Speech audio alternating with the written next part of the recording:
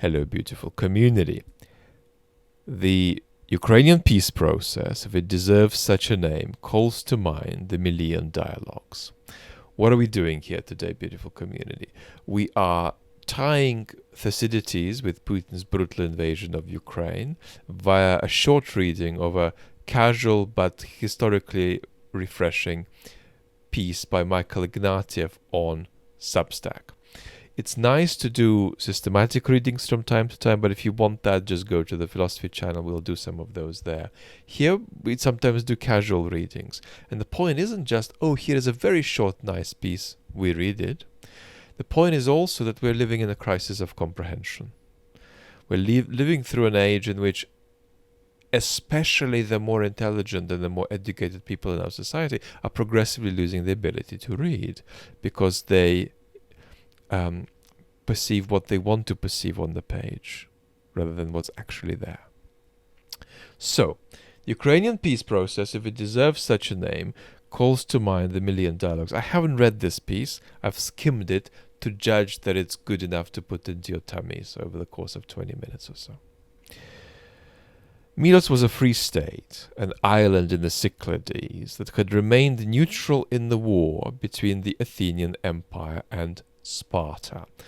In 416 BC, the Athenian navy landed troops on the island and sent a delegation to demand that the Melians surrender and become tributary colonies of their empire.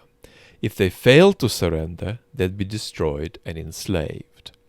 Thucydides, the Athenian general who wrote the history of the Peloponnesian Wars, created a version of the dialogue between the Athenians and the Melians, derived from what eyewitnesses told him, or, like the Greek traditions of his era, on what he imagined must have happened when justice met brute force. And the real answer is on what he imagined must have happened. And on what it made sense to him to imaginatively put down on the page, with a view to illuminating politics.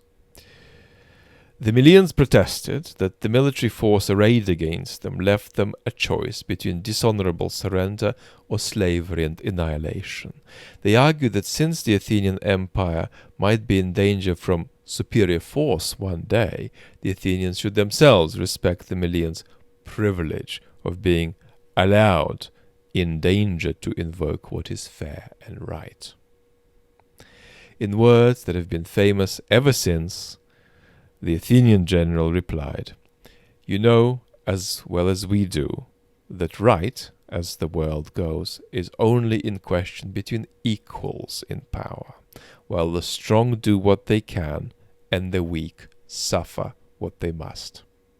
When the Melians refused to surrender, the Athenians crushed them.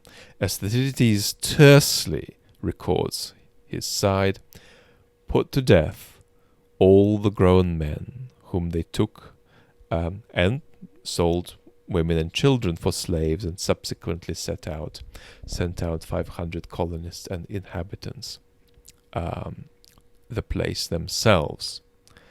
And subsequently sent out 500 colonists and inhabited the place themselves, I beg your pardon.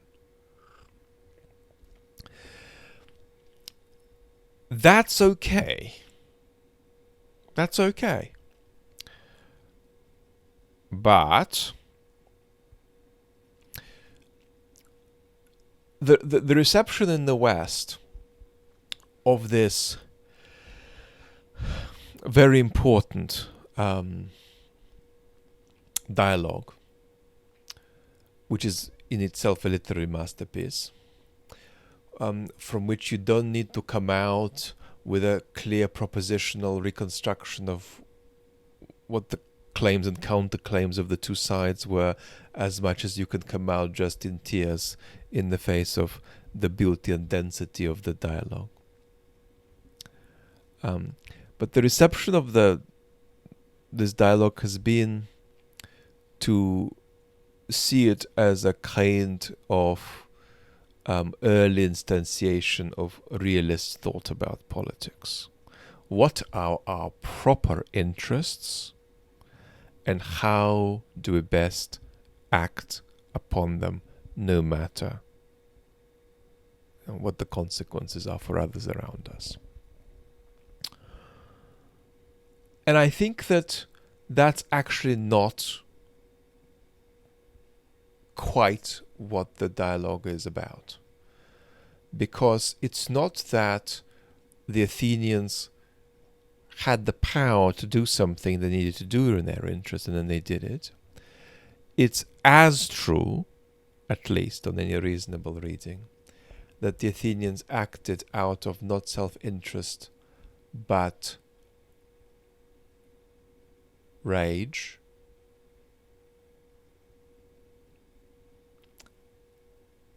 the desire to be seen as powerful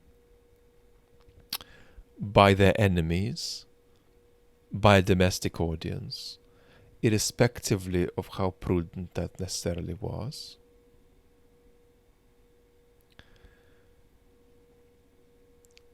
They acted out of a pleasure in destruction as an end in itself. And the target of their action, the Melians, were neither a physical threat to them nor a threat to their reputation.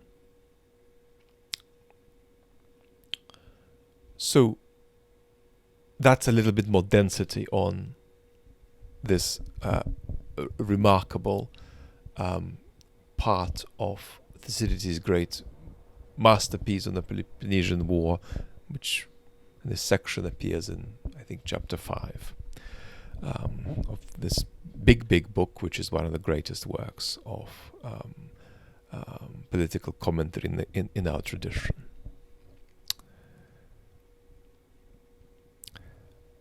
Now think about Putin here. Think about Putin. There is a dialogue or a conflict in Russian area studies or in various kinds of political reflection of the Putin regime between two camps. One camp says Putin is a kleptocrat who's out to keep power.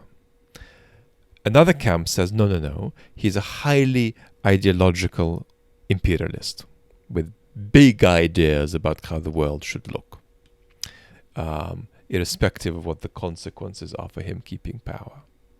He's not oblivious to these consequences, but he's not just prudentially driven by them.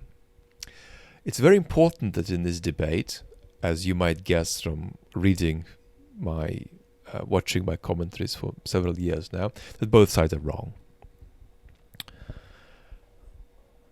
The kleptocracy side is wrong because the Putin regime is a visionary regime. It's a regime with apocalyptic dimensions in its self-image.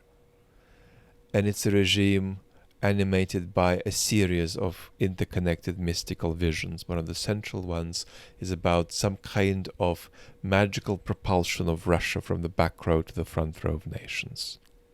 That's an expression not of historical progress necessarily, but of historical destiny.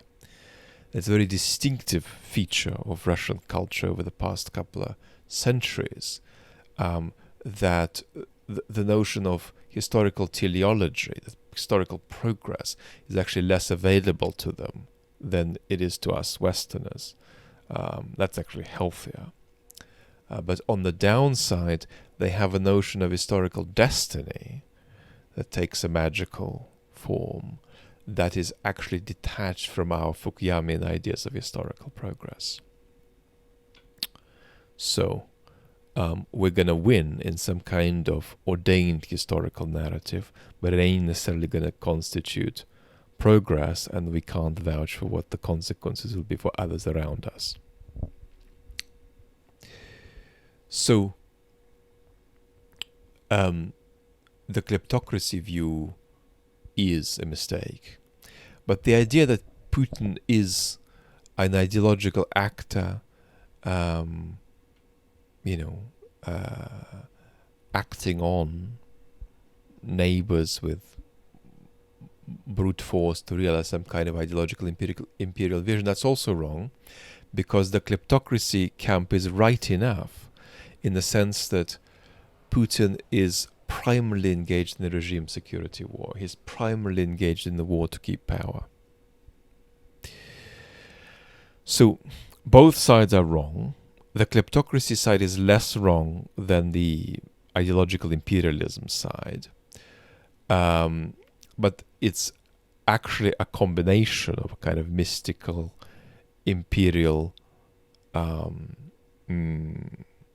escalation and regime security. What's particularly wrong about the typical way the ideological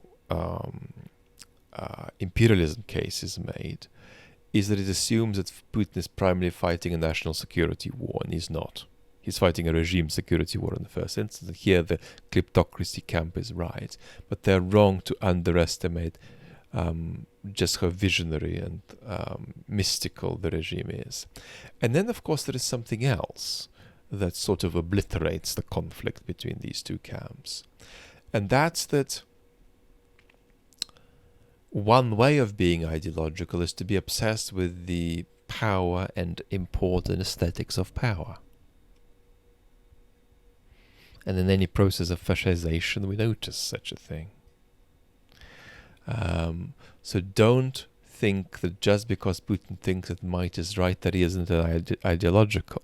He has a very special ideology, at the core of which is the thought that might is right. Let's go on.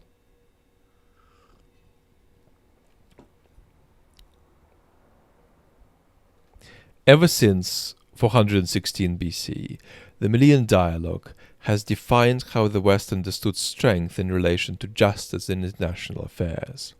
After two catastrophic wars in Europe in the 20th century, the victors crafted a UN charter whose purpose was to equalize the power of the weak and strong states by anchoring sovereign equality of each and the inviolability of their borders in international law.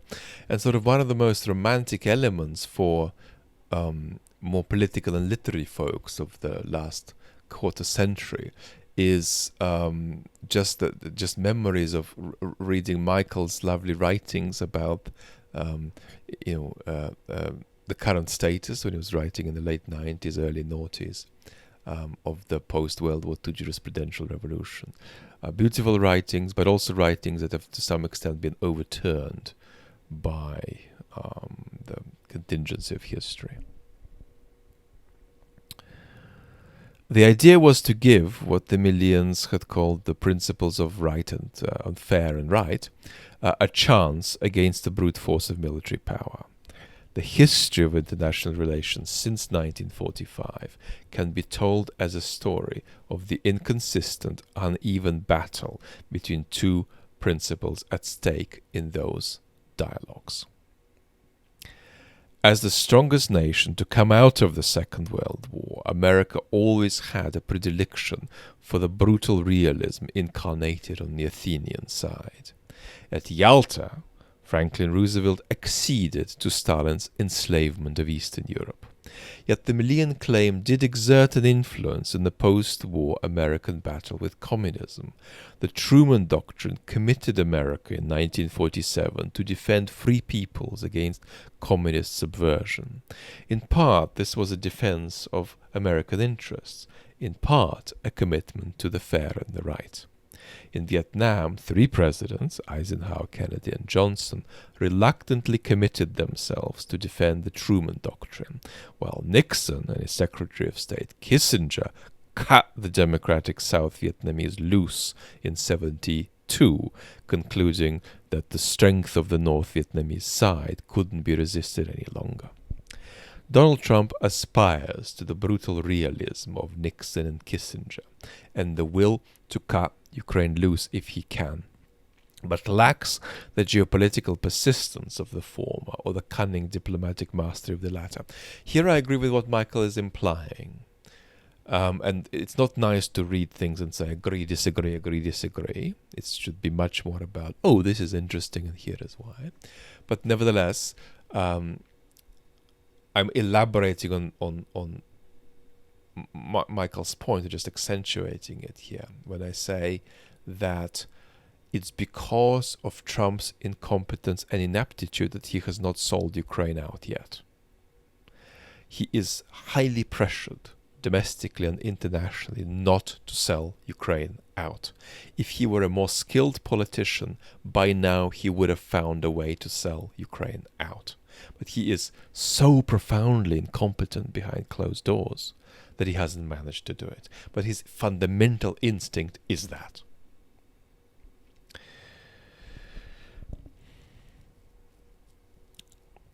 His preference is for performance rather than the substance of power. Well done, Michael. And we've got this video which you've all seen on Trump's narcissism on the main channel.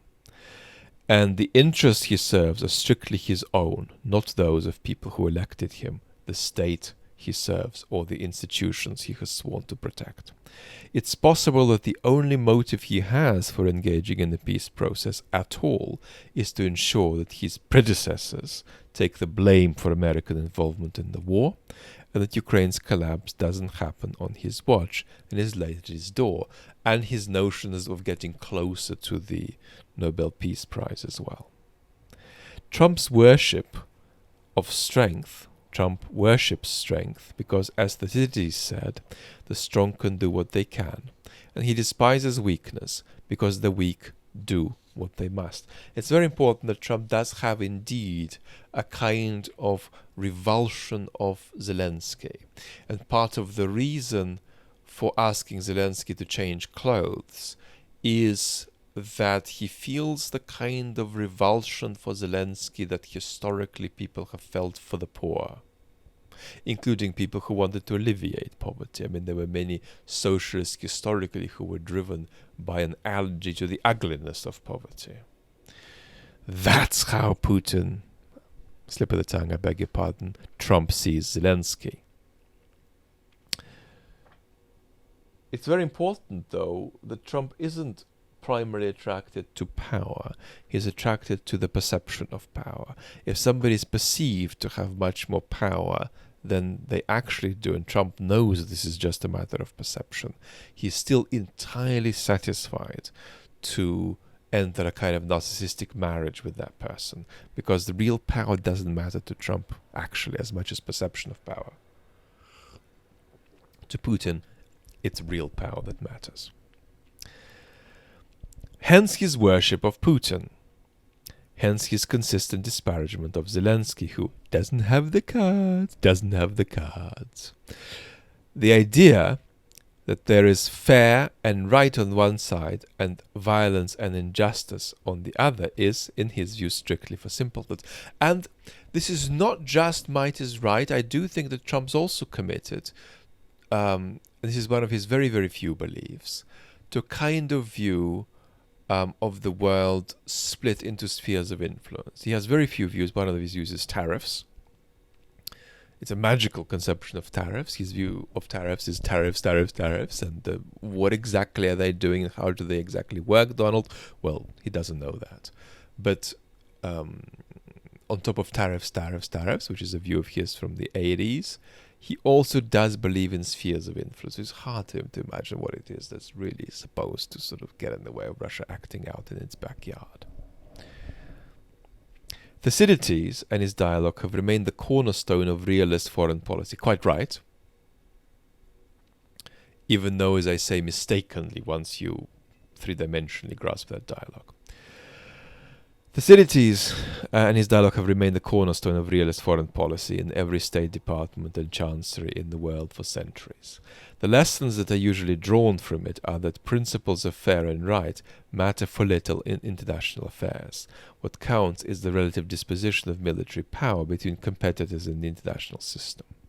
When Trump tells Zelensky he doesn't have the cards, he don't have the cards, he's simply repeating his age-old realist conviction. When he fawns upon dictators and his acolyte J.D. Vance applauds authoritarians in Europe while disparaging Democrats, they're making their worship of power the sole basis of U.S. foreign policy, worship of the perception of power. But is brutal realism the right lesson to be drawn from the Million Dialogue? Is force the only power that counts in relation between states? Zelensky and the Ukrainians have withstood the Russians for 3 years precisely because what is fair and right is without question on their side. In part. Because of that. Yeah. A nation of 170 million.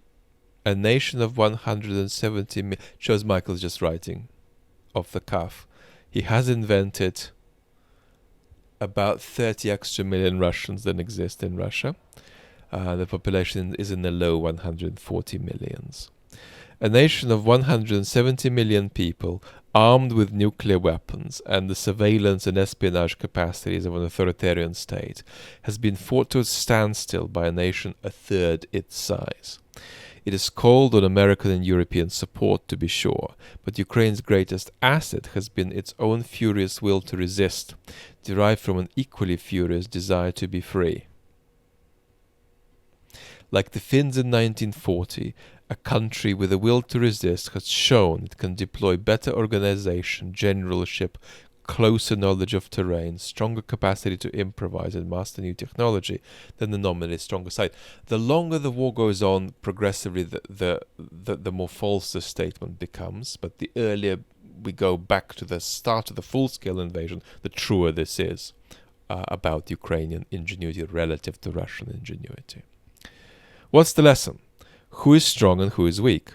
The criteria of the Million Dialogue do not depend solely on weapon counts, on rows of tanks or population size. They depend on will, bloody determination, fierce desire for freedom, and the capacity to draw support because of the moral power of their case. Trump understands none of this, and so has fallen prey to what might be called the realism of fools. Aspirational from Michael. A further example of the realism of fools is the Thucydides trap idea, coined by my former colleague Graham Allison, Deputy Defense Secretary under Clinton and head of the Kennedy School of Government for many years at Harvard. According to which the US is destined for conflict with a rising power like China, just as Athens was drawn into conflict with Sparta. What's foolish here is the language of inevitability, the overconfident belief that conflict between established powers and rising ones is ineluctable, and the neglect of what great power realism always neglects: human judgment, willpower, discernment, virtue, and the power of principle. Realism also makes the mistake of thinking strength is a solid and unchanging reality in the nation, but strength always looks invincible until it collapses. When I was in Moscow in 1983 as part of an official delegation, we met Soviet officials who exuded blithe confidence that their empire would endure forever. 6 years later, when its leader refused to send tanks into Eastern Europe once again, judging that he could not handle the ensuing bloodshed, the Soviet Empire unraveled, and the young KGB officer in Dresden found himself frantically burning paper in the backyard of his station house, wondering how the mighty Soviet Union had so suddenly collapsed. Indeed, it was this aversion to an excess of violence by Gorbachev that played a very central role in the final collapse of the Soviet project. Any other general secretary prior to Gorbachev would have tried fanatically to keep the show on the road by force, to keep the Soviet project on the road by force. This may be the trauma that drives Putin onwards in the insensate and bloody drive to recreate Russia's vanished empire. But if it is, it tells you that he knows better than most just how tenuous, how quickly lost the power of the strong can be. And Michael is right. Putin is almost paranoid about the rapidity of how the power of the strong vanishes. And part of the reason he started the Ukraine war in full-scale mode is, as he saw it, to minimize his chances of suffering a Gaddafi-type fate, which would become more likely if at the time turbulence occurred in Russia. Ukraine was an independent, relatively democratic country next door that could, if not directly then via soft power, influence outcomes in a turbulent Russia. If Putin needed further instruction on the pathos of power, Thucydides' career would be a cautionary example.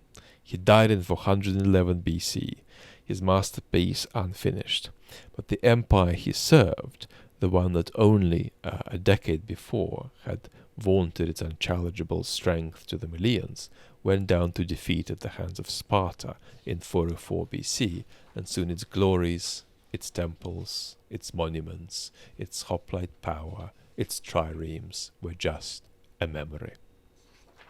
Thank you so much, Michael. I was not very nicely done, and I didn't feel the need to comment much for most of it. Let me just say that the medium-term prospect of the Putinist project is indeed self-immolation. Self-immolation that might or might not drag Russia as a state with territorial integrity down with it. You shouldn't overstate this case. Most of the arguments for Russia's fragmentation are naive. But it's not outside of the realm of the possible. Here, the complete deniers of that as a possibility are themselves historically naive. The trouble, though, with this trajectory of self-immolation for Putinism and this risk of collapse for Russia is that that's no victory to Ukraine, because Ukraine could get into severe trouble or collapse long before the Russian collapse occurs or disintegration of Putinism occurs. So we're always in this realm of the relative capacity for sustenance of the two sides, the relative capacity of the two sides to continue engaging as they're doing now. What I will say is that right this moment, both sides feel they're doing well enough for the kind of deal that might be available to be realistic.